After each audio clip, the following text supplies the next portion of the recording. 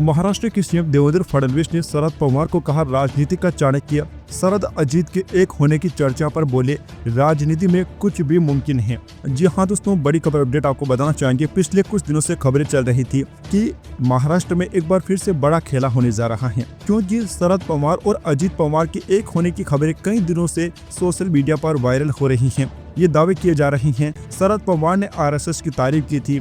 इसके अलावा उद्धव ठाकरे ने कांग्रेस पार्टी के साथ गठबंधन जो था उसे फिलहाल के लिए तोड़ दिया है और अगले जो चुनाव होने वाले हैं उनमें अकेले लड़ने का ऐलान कर दिया है। तो महाराष्ट्र की राजनीति अब आगे क्या मोड़ लेने वाली है, इसके बारे में कोई भी कुछ भी नहीं कह सकता है, क्योंकि महाराष्ट्र की राजनीति ने बिल्कुल अलग ही जो है ना रुख अपना लिया है और महाराष्ट्र की राजनीति बिल्कुल पेचीदा हो चुकी है। अब दोस्तों, देवेंद्र फडणवीस ने शरद पवार को राजनीति का चाणक्य बता दिया है। दरअसल पवार ने 9 जनवरी को आरएसएस की जमकर तारीफ की थी। उन्होंने कहा था कि आरएसएस की वजह से भाजपा चुनाव जीती थी, हमें भी उनके जैसा एक केडर बनाना होगा। फडणवीस ने कहा कि शरद पवार चाणक्य हैं। उन्होंने महसूस किया होगा कि लोकसभा चुनाव में महाविकास आघाड़ी की ओर से फेक नैरेटिव फैलाया गया था, जो विधानसभा चुनाव में पंचर हो गया था। पवार को पता है कि यह शक्ति आरएसएस लगातार राजनीति नहीं करती है, ये राष्ट्र का निर्माण कर रही हैं। कई बार अपने विरोधी की भी तारीफ करनी पड़ती है, इसी वजह से उन्होंने आरएसएस की तारीफ की होगी।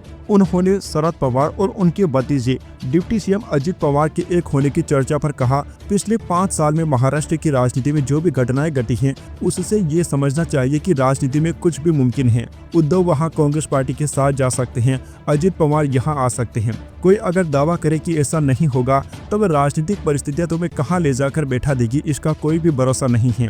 फडणवीस शुक्रवार को नागपुर में आरएसएस के वरिष्ठ स्वयंसेवक विलास फडणवीस की स्मृति में आयोजित पुरस्कार समारोह में बोल रहे थे। दोस्तों, सोशल मीडिया के कई प्लेटफॉर्म पर ऐसी खबरें भी चल रही हैं कि शरद पवार अपनी बेटी सुप्रिया सुले के लिए मंत्री पद चाहते हैं। इसी कारण से वह लगातार बीजेपी के लिए नरम रुख अपना रहे हैं और उन्होंने आरएसएस की तारीफ की है। इसी प्रकार से उद्धव ठाकरे भी समझ चुके हैं कि बीजेपी के खिलाफ बयान देने से उन्हें कुछ भी हासिल नहीं होगा। वह फडणवीस की लगातार अब तारीफ करने लगे हैं।